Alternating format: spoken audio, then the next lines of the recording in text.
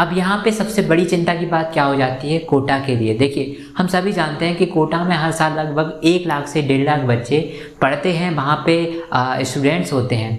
एक कोचिंग में अगर हम कोटा की बात करें तो कम से कम 2 से 4 हज़ार बच्चे एक ही बिल्डिंग में पढ़ते हैं। कभी कभी तो एक फ्लोर पे ही बहुत सारे बच्चे होते हैं। ऐसे में सबसे ज़्यादा खतरा उन्हीं बच्चों को है कि कब कौन सा वायरस उनके बीच में फैल जाए, ये हम कभी तय नहीं कर सकते हैं क्योंकि उनकी संख्या बहुत ज़्यादा होती है।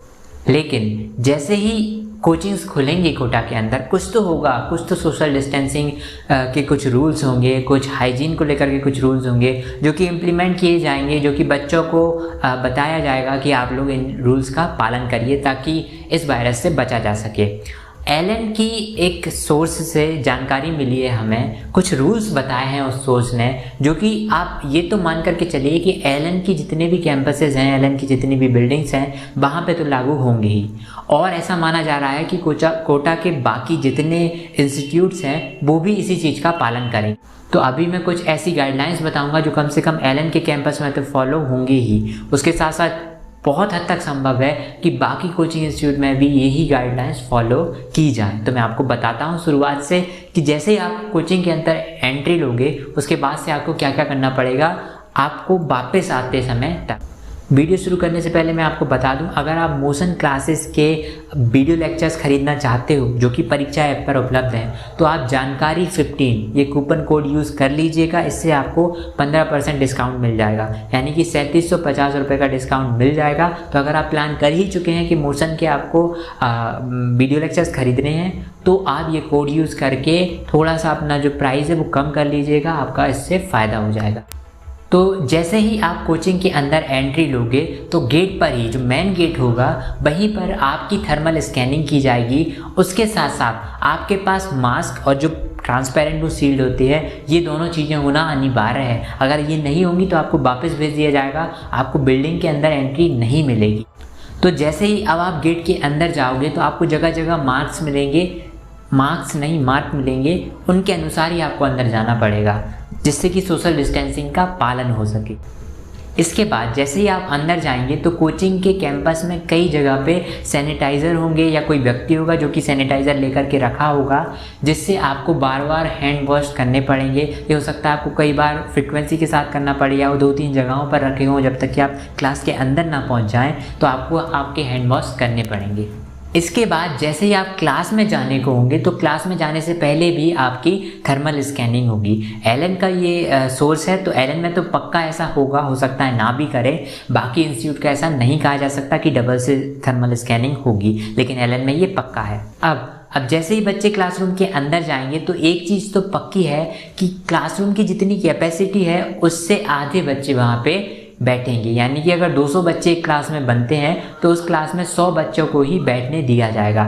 इसके अलावा क्लास में डायगोनली बच्चों को बिठाला जाएगा, यानी कि विकर्ण के अनुरूप बिठाला जाएगा। जैसे क्लास है तो या तो आपको एक बेंच छोड़ करके दूसरी बेंच पे बिठाला जाएगा, या फिर हो सकता है आपको तिरछे में बिठाला जाए। आपके क्लास के 2 अपोजिट कॉर्नर को पकड़िए और उसी दिशा में उसके समानांतर उसके पैरेलल ऐसी लाइंस खींच दीजिए, तो उसी तरीके से बच्चे बैठेंगे, ताकि ना तो आपके सामने जस्ट सामने एक बच्चा हो, ना तो आपके पीछे कोई बच्चा हो, जिससे कि इन्फेक्शन फैलने के चांसेस बढ़ जाते हैं। अब हो सकता है आप सोच रहे हो कि बिल्डिंग में आते समय हम मास्क लगा लेंगे और वो ट्रांसपेरेंट शील्ड भी लगा लेंगे और फिर क्लास में जाते ही हमें घबराहट होगी तो हम निकाल करके फेंक देंगे। तो ऐसा नहीं है, ये लोग मेक श्योर करेंगे कि आप जो है वो शील्ड और मास्क क्लास में भी लगाकर बैठे रहें।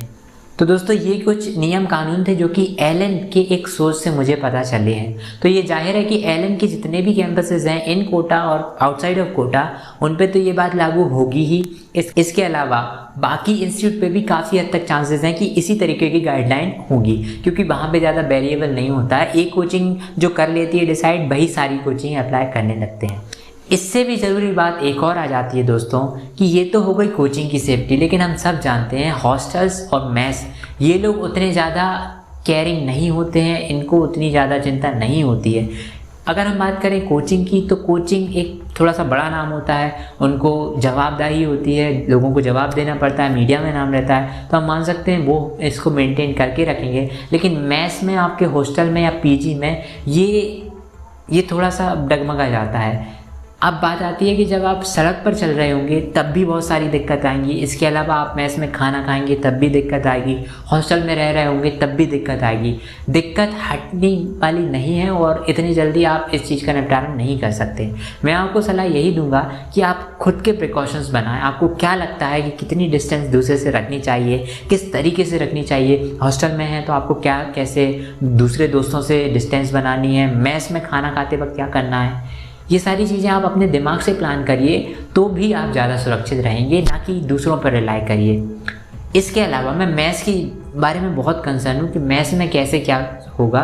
मेस में लोग ये चीज़ ज़रूर कर सकते हैं कि मेस में जैसे ही खाना बने तो उसको सर्व करवा दें, हर एक के रूम में थाली लगा करके वो दे आएँ।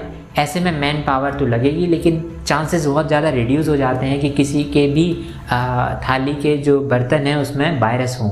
तो ये चीज़ बहुत अच्छी होगी, लेकिन इसमें बहुत सारे लोगों की ज़रूरत पड़ेगी जो कि खाना सर्व कर सकें। प्लस उनको बार बार रोटी चाहिए होगी, सब्ज़ी चाहिए होगी, पानी चाहिए होगा, तो उसके लिए भी उनको बार बार उनके रूम में जा कर के पूछना होगा। तो थोड़ा सा हेक्टिक ज़रूर है ये काम, लेकिन फ़ायदेमंद भी है। इससे आपका वायरस का जो इम्पैक्ट है वो उतना ज़्यादा मेस में नहीं दिखेगा अगर आप ये करते हैं तो।